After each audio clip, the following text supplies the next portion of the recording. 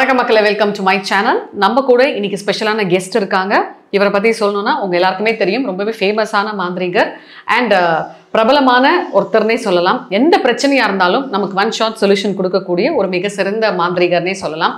Let's welcome Sri Varahi சித்தர். வணக்கம் sir. ஆன்மீகம் நாடு அனைத்து அன்பர்களுக்கும் வராகி அன்னைக்கு ஆசி பலிதமாகட்டும். வணக்கம் சார். ஆக்சுவலாக தொப்பூர் கணவாய் இந்த இடத்துல என்னதான் சார் நடக்குது? அங்கே எதனால ரிப்பீட்டடாக ஆக்சிடென்ட்ஸ் ஆகிட்டு இருக்கு? இப்போது தொப்பூர் கணவாயில் என்னதான் நடக்குது, என்னதான் பிரச்சனை அப்படிங்கிற மாதிரி கேட்டிங்க. தொப்பூர் கணவாய்ங்கிறது ஒரு அமானுஷங்களும் மர்மங்களும் நிறைந்த அது ஒரு உலகம். அந்த கணவாய்ங்கிறது ஒரு அமானுஷம் நிறைந்த உலகம். அந்த இடத்துல இப்போ பார்த்தீங்கன்னா தினம் அதாவது ரெகுலராக ஆக்சிடெண்ட் நடந்துகிட்ருக்கு. பார்த்தீங்கன்னா அங்கே ஒருத்தர் மட்டும் இறக்கிறது கிடையாது, நடந்து சம்மந்தமே இல்லாமல் ஆக்சிடெண்ட் நடக்கும். ஏன் நடக்குது, எதுக்கு நடக்குது அப்படிங்கிறது பல பேருக்கு தெரியாத, இன்றைக்கி விடை காணாத ஒரு புதிராக இருக்குது. ஏன் இவ்வளோ தூரம் அந்த இடத்துல மட்டும் நடக்குது அப்படின்னாக்கா, நம்ம அந்த இடத்துக்கு ஒவ்வொருத்தரோட இடத்த இப்போ நீங்கள் இருக்க வீட்டுக்கு நான் உட்காந்தாலும் இல்லை நான் இருக்க வீட்டில் வேற ஒருத்தர் உட்காந்தாலும் நமக்கெல்லாம் எவ்வளோ கோபம் லாபங்கள் இருக்குமோ அதே மாதிரி தான் இப்போது அந்த இடங்கிறது யாருக்கான சொந்தமான இடம்? குறிஞ்சி நிலங்கிறது சேயோனுக்கு சொந்தமான இடம். அதே மாதிரி அதற்கு கீழே உள்ள நிலங்கிறது பார்த்திங்கன்னா காடுகளாங்கிற ஒரு தெய்வத்துக்கு சொந்தமான. இவங்கெல்லாம் என்னென்னா இந்த ஆதி தெய்வங்கள், மலை சார்ந்த பகுதிக்கு உண்டான தெய்வங்கள். மலை சார்ந்த அந்த பகுதிகளோட தெய்வம் யாருன்னு கேட்டால் சேயோன்.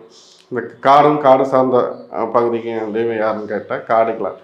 அதற்கு கீழே அந்த உள்ள இடத்துக்கு யார் கடவுள்னு கேட்டாக்கா மாயம். இவங்க தான் நம்மளோட ஆதி தெய்வங்கள். இப்போது இந்த இடத்துல அவங்க அந்த காட்டை அழிச்சிட்டு அந்த ரோடு போடும்போது இவர்களுக்கு உண்டான ஒரு சில பரிகாரம் இல்லை அவங்களுக்கு உண்டான அந்த சாந்தி பூஜைகள், இந்த மாதிரி வேள்விகள் இந்த மாதிரி செஞ்சு அவங்களுக்கு உண்டான அந்த பரிகாரத்தை அவங்க செஞ்சுட்டு இவங்க மற்றதெல்லாம் பண்ணியிருந்தாங்கன்னா, ரோடு போட்டிருந்தாங்களோ இல்லை மற்ற விஷயங்கள் அங்கே செஞ்சுருந்தாவோ எந்த ஒரு பிரச்சனையும் இல்லாமல் இருந்துகிட்ருக்கும். இப்போ அதான் அவங்களோட அந்த தெய்வத்தோட இருப்பிடத்தை நம்ம இது பண்ணிவிட்டு இப்போ அவங்கள நம்ம தொந்தரவு கொடுத்துட்டு இப்போ அந்த இடத்துல விபத்து நடக்குது, அது நடக்குது அப்படின்னு நம்ம சொல்லிகிட்ருக்கோம். இப்போது தெய்வம் அது எப்படி பழி வாங்கும் அப்படின்னாக்கா, அந்த இடத்துல அமானுஷங்கள், அதாவது ஆத்மாக்களின் கூடாரங்கிறது அது உண்மை. அது ஆத்மாக்களோட கூடாரம் தான் நம்ம தொப்பூர் கணவாய்ங்கிறது. அப்போது அவங்க அதுக்கு உண்டான இப்போது ஒவ்வொன்றுக்கு உண்டான அந்த இது கேட்பாங்க இல்லையா, அந்த மாதிரி தான் அந்த இடத்துல எல்லாருக்கும் ஆக்சிடெண்ட் ஆகிறது கிடையாது. அவனோட விதி எங்கே போய் முடியணும் இல்லை இந்த மாதிரியான ஒரு விபத்து நடக்கணுங்கிறது அது தீர்மானிக்கப்பட்டது. அது அந்த இடத்துல அடிக்கடி நடக்குது. அதில் இன்னும் நிறைய அமானுஷங்கள் இருக்குது. சார், இப்போ அந்த இடத்துல ரிப்பீட்டடாக விபத்து நடந்துட்டு இருக்கு இல்லையா? ஸோ அந்த விபத்து நடக்கிறதுக்கான காரணம் மற்றும் அந்த இடத்துல அமானுஷ்யம் நிறைஞ்ச அந்த ஆத்மாக்களோட கூடாரம்னு சொல்கிறீங்க. இதுக்கெல்லாம் என்ன சார் ப்ரூஃப்? இப்போ இன்றைக்கி வரைக்கும் நடந்துகிட்ருக்கு. இத்தனை ஆக்சிடெண்ட் நடந்துகிட்ருக்கு, வலையாக தொடர்ந்து நடந்துகிட்ருக்கு. இப்போது அமானுஷ்யம் இருக்கா இல்லையா, அதுக்கு ப்ரூஃப் இருக்கான்னு கேட்குறீங்க. அந்த ப்ரூஃபே நான் நிரூபிச்சிருக்கேன் இல்லையா.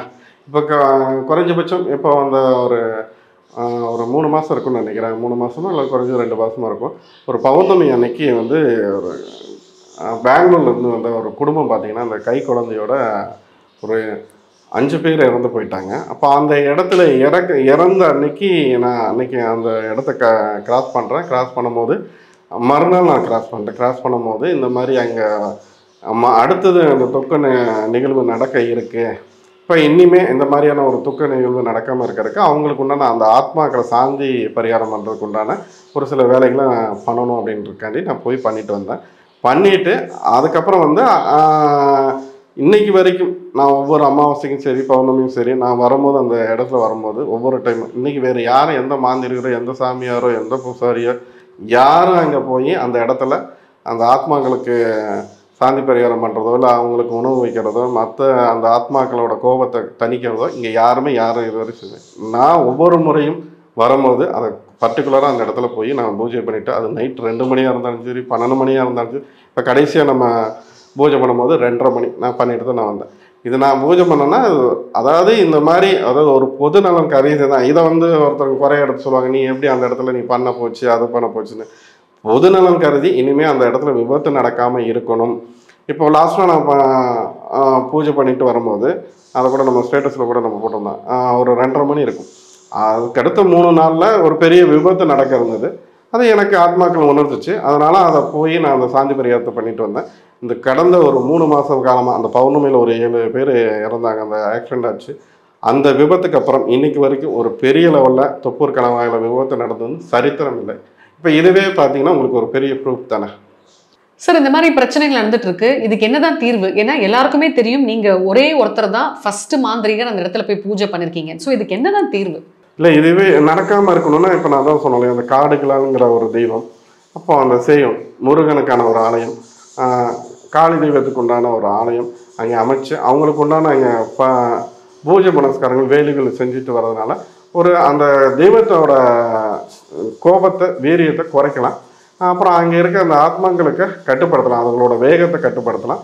இதனால் விபத்துக்களை தவிர்க்கலாம்.